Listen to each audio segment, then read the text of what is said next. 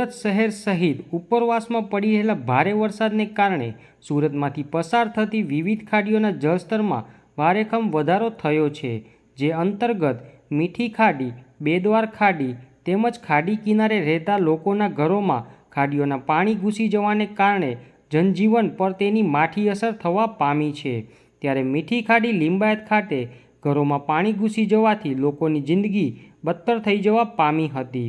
લિંબાયત વિસ્તારમાં રહેતા ખાડી કિનારાના લોકોને સુરત મહાનગરપાલિકા દ્વારા બોટથી સ્થળાંતર કરવામાં આવ્યું હતું, તેમજ જેનું સ્થળાંતર નથી કરાયું તે લોકોને ફૂડ પેકેટ, દૂધ, બિસ્કિટ સહિતની ચીજવસ્તુનું વિતરણ કરાયું હતું।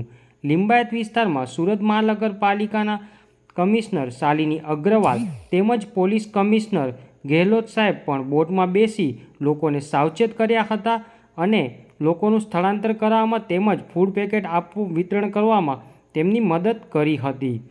My TV news channel reporter Kishore Patel, Surat. सभी रहने वालों को विनती है कि वो अपने अपने बच्चों को अंदर ले जाए। कभी कहीं गटर का ढांकना खुला होगा तो अंदर चले जाएंगे। खेलना है तो बारिश में ऐसी जगह खुले जहां पानी ना भरा हो। सभी लोगों को सूचित किया जाता है कि यहाँ बारिश ज्यादा है, इसलिए अपने अपने बच्चों को बाहर मत खिलाएं और ऐसी जगह मत खिलाएं जहां पानी भरा हो।